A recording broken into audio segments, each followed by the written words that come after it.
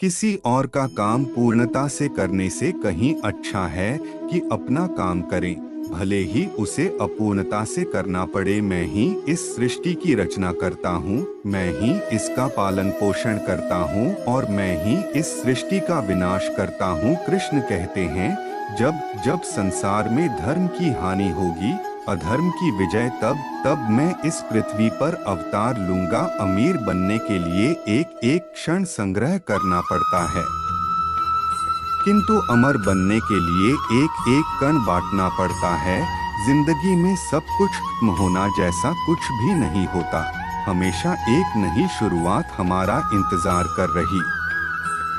जीवन में आधे दुख इस वजह से आते हैं क्योंकि हमने उनसे आशाएं रखी जिनसे हमें नहीं रखनी चाहिए थी। जीवन में समय चाहे जैसा भी हो, परिवार के साथ रहो। सुख हो तो बढ़ जाता है और दुख हो तो बढ़ जाता है।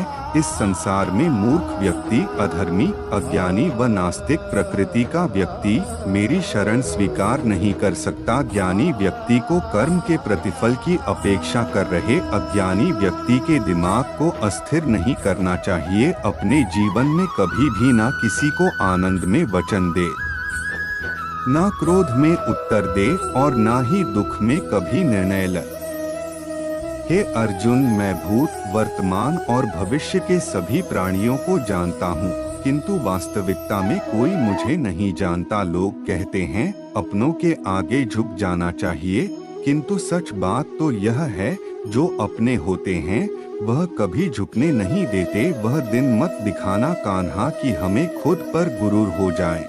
रखना अपने दिल में इस तरह की जीवन सफल हो जाए, वह जो सभी इच्छाएं त्याग देता है।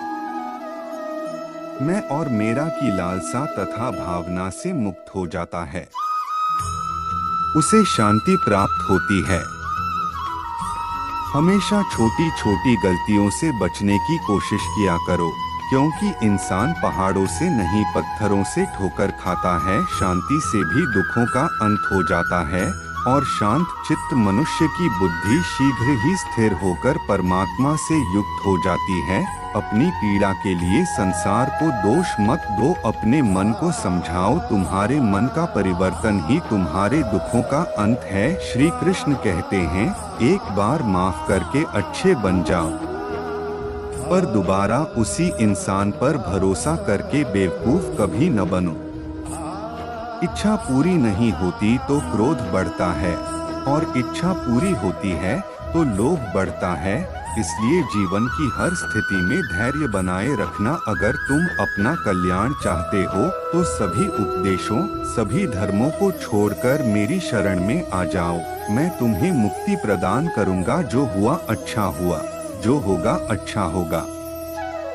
स्वयं को मुझ पर छोड़ दो, अपने कर्म पर ध्यान दो। कर्म ऐसा जो स्वार्थरहित पाप रहित हो। कृष्ण ने दुष्टों को भी अपनी गलती सुधारने का मौका दिया, क्योंकि वो किसी मनुष्य को नहीं, उसके अंदर के बुराई को मारना चाहते थे। संदेह की स्याही से संबंध के पृष्ठ पर कभी शुभ अंकित नहीं होता, इसलिए अपने मन के विचार और संबंधों का आधार दोनों ही शुभ रखें। मोहग्रस्त होकर अपने कर्तव्य पथ से हट जाना मूर्खता है, क्योंकि इससे ना तो तुम्हें स्वर्ग की प्राप्ति होगी और ना ही तुम्हारी कीर्ति बढ़ेगी। इस भौतिक संसार का यह नियम है, जो वस्तु उत्पन्न होती है, कुछ काल तक रहती है, अंत में लुप्त हो जाती है, चाहे वे शरीर हो या फल हो।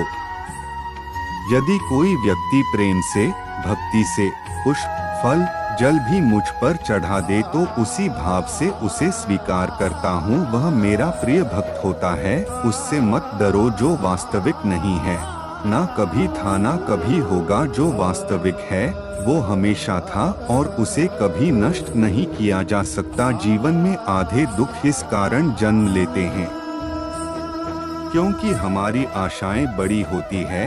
इन आशाओं का त्याग करके देखो, जीवन में सुख ही सुख है। मेरे भक्तों, जो हमेशा मेरा स्मरण या एक चित्त मन से मेरा पूजन करते हैं, मैं व्यक्तिगत रूप से उनके कल्याण का उत्तरदायित्व लेता हूँ। जन्म लेने वाले के लिए मृत्यु उतनी ही निश्चित है जितना कि मृत होने वाले के लिए जन्म लेना, इसलिए जो अपरिहार्य है उस पर शोक मत करो। श्री कृष्ण ने कहा है, अगर तुम्हें किसी ने दुखी किया है तो बुरा मत मानना।